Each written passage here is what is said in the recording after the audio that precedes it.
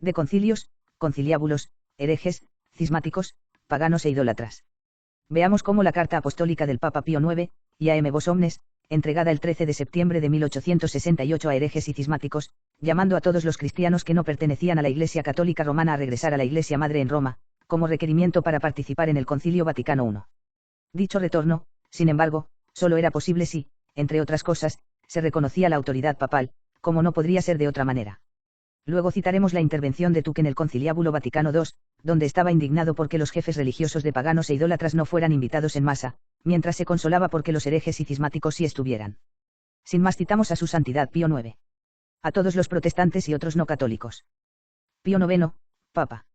Todos ustedes ya saben que nosotros, habiendo sido elevados, a pesar de nuestra indignidad, a esta cátedra de Pedro, y por lo tanto investidos con el gobierno supremo y la tutela de toda la Iglesia Católica, divinamente confiada a nosotros por Cristo nuestro Señor, hemos juzgado oportuno llamarnos a nuestros venerables hermanos, los obispos de toda la tierra, y unirlos para celebrar, el próximo año, un concilio ecuménico, para que, en concierto con estos nuestros venerables hermanos que están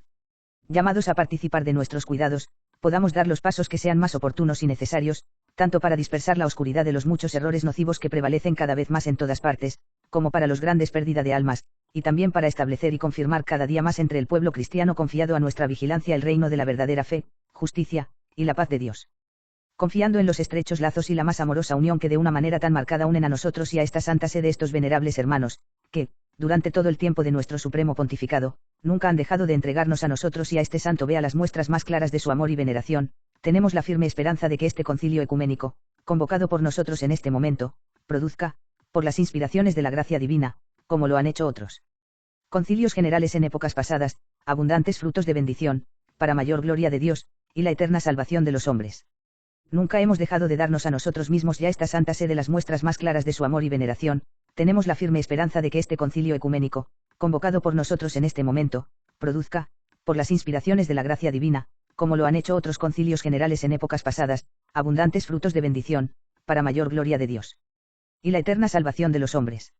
Nunca hemos dejado de darnos a nosotros mismos y a esta santa sede las muestras más claras de su amor y veneración, tenemos la firme esperanza de que este concilio ecuménico, convocado por nosotros en este momento, produzca, por las inspiraciones de la gracia divina, como lo han hecho otros concilios generales en épocas pasadas, abundantes frutos de bendición, para mayor gloria de Dios, y la eterna salvación de los hombres. Sostenidos por esta esperanza, y animados e impulsados por el amor de nuestro Señor Jesucristo, que dio su vida por todo el género humano, no podemos abstenernos, con ocasión del futuro concilio, de dirigir nuestras palabras apostólicas y paternas a todos aquellos que, aunque reconocen al mismo Jesucristo como Redentor, y se glorían en el nombre del cristiano, no profesan la verdadera fe de Cristo, ni se aferran a la comunión de la Iglesia Católica ni la siguen. Y hacemos esto para advertir, conjurar y suplicar con todo el calor de nuestro celo y con toda caridad, que consideren y examinen seriamente si siguen el camino que les ha marcado Jesucristo nuestro Señor, y que conduce a salvación eterna. Nadie puede negar ni dudar que Jesucristo mismo, para aplicar los frutos de su redención a todas las generaciones de hombres, construyó su única Iglesia en este mundo sobre Pedro, es decir, la Iglesia, una, santa, católica y apostólica, y que le dio todo el poder necesario, para que el depósito de la fe pudiera conservarse íntegro e inviolable, y para que la misma fe pudiera enseñarse a todos los pueblos, linajes y naciones, para que mediante el bautismo todos los hombres pudieran llegar a ser miembros de su mística cuerpo, y que la nueva vida de la gracia, sin la cual nadie podrá jamás merecer y alcanzar la vida eterna, siempre pueda ser preservada y perfeccionada en ellos, y que esta misma Iglesia, que es su cuerpo místico, permanezca siempre firme e inamovible en su propia naturaleza hasta el fin de los tiempos, para que florezca y suministre a todos sus hijos todos los medios de salvación. Y que le dio todo el poder necesario, para que el depósito de la fe pudiera conservarse íntegro e inviolable. Y para que la misma fe pudiera enseñarse a todos los pueblos, linajes y naciones, para que mediante el bautismo todos los hombres pudieran llegar a ser miembros de su mística cuerpo, y que la nueva vida de la gracia, sin la cual nadie podrá jamás merecer y alcanzar la vida eterna, siempre pueda ser preservada y perfeccionada en ellos, y que esta misma Iglesia, que es su cuerpo místico, permanezca siempre firme e inamovible en su propia naturaleza hasta el fin de los tiempos, para que florezca y suministre a todos sus hijos todos los medios de salvación.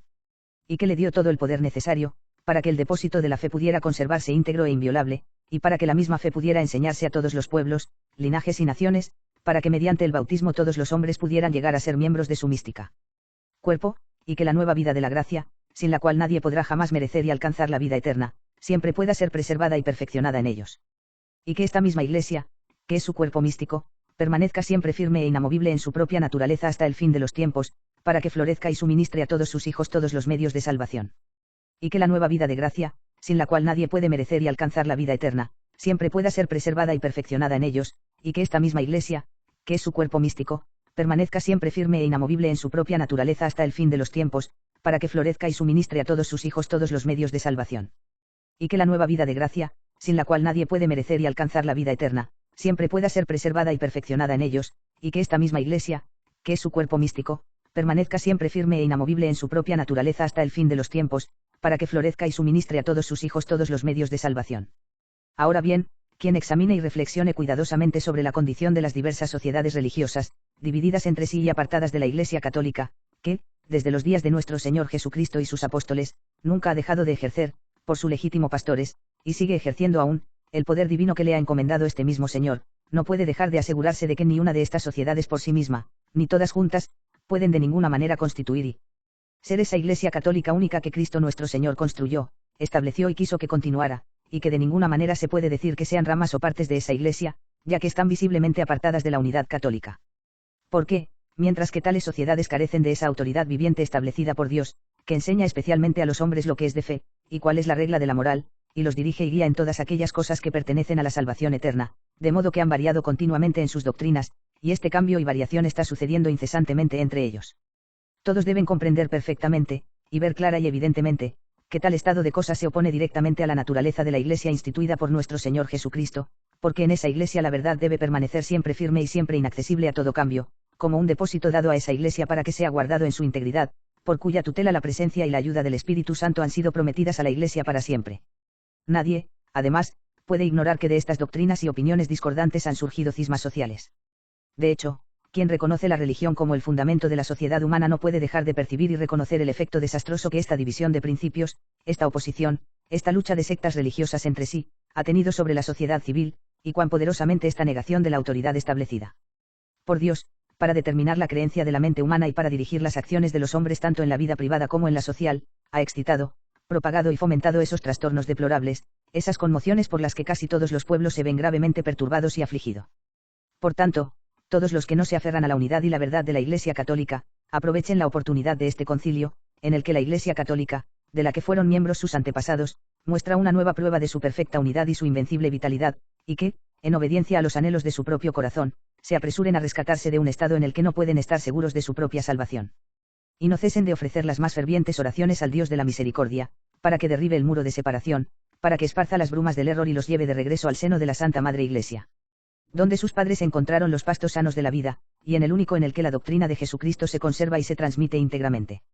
En cuanto a nosotros, viendo que debemos, de acuerdo con el deber de nuestro supremo ministerio apostólico que nos ha confiado nuestro Señor Jesucristo mismo, cumplir con el más ferviente celo todos los oficios de un buen pastor, y con amor paternal seguir y abrazar a todos los hombres en todo el mundo, por tanto, dirigimos esta carta nuestra a todos los cristianos separados de nosotros, en la que los exhortamos y suplicamos, una y otra vez, que apresuren su regreso al único reparto de Cristo. Porque con toda nuestra alma deseamos ardientemente su salvación en Jesucristo, y tememos que algún día tengamos que rendir cuentas al mismo Señor, que es nuestro juez, si no lo hacemos, en la medida en que está en nuestro poder, muéstrales y prepárales el camino para alcanzar esta salvación eterna. En verdad, en cada oración nuestra, suplicando y dando gracias, no cesamos, día y noche.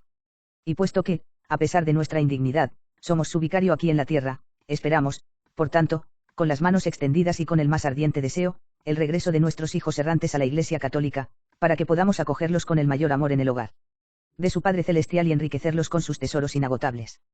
De este ansiado retorno a la verdad y unidad de la Iglesia católica depende la salvación no solo de los individuos, sino también de toda la sociedad cristiana, y nunca el mundo entero podrá disfrutar de la verdadera paz, a menos que haya un solo rebaño y un solo pastor. Dado en Roma, en San Pedro, el 13 de septiembre de 1868, 23º año de nuestro pontificado.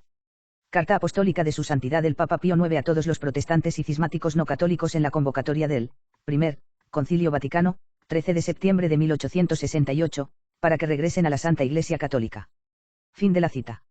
Vemos cómo la carta apostólica del Papa Pío IX, Iam Vos Omnes, entregada el 13 de septiembre de 1868 a herejes y cismáticos, llamando a todos los cristianos que no pertenecían a la Iglesia Católica Romana a regresar a la Iglesia Madre en Roma, como requerimiento para participar en el Concilio Vaticano I. Dicho retorno, sin embargo, solo era posible si, entre otras cosas, se reconocía la autoridad papal, como no podría ser de otra manera. Ahora citamos intervención de Tuck en el Conciliábulo Vaticano II, donde estaba indignado porque los jefes religiosos de paganos e idólatras no fueran invitados en masa, mientras se consolaba porque los herejes y cismáticos sí estuvieran. Así intervino el modernista Tuck, citamos. Con gran consuelo veo presentes en estas asambleas a los delegados de las iglesias cristianas no católicas, para ser testigos de nuestra fraternidad, sinceridad y libertad. Pero, ¿dónde están los delegados u observadores de los no cristianos? ¿No necesitan entonces esta maravillosa visión de la unidad de la Iglesia católica? ¿O no necesitan una explicación de nuestra fe cristiana? ¿Qué? ¿Acaso el pueblo a quien representan no forma una tercera parte, o mejor dicho, la mayor parte, de estas ovejas esparcidas que Cristo ansiosamente deseaba entrar en un redil? El escándalo que llegó al mundo entero por la ausencia de invitaciones enviadas a los jefes de las religiones no cristianas lo expuse en la Comisión Central, pero fue en vano. Le supliqué al Consejo que corrigiera la omisión, de modo que esta discriminación más repugnante entre algunas religiones y religiones ya no se puede encontrar. Esta ausencia de invitación a los líderes de las religiones cristianas confirma de cierta manera ese prejuicio que se arrastra por el mundo asiático y africano: la Iglesia católica es una iglesia para hombres de color blanco y no para hombres de color. Acta Sinodalia Vaticano II, volumen 2, parte 1, páginas 358 a 359. Fin de la cita.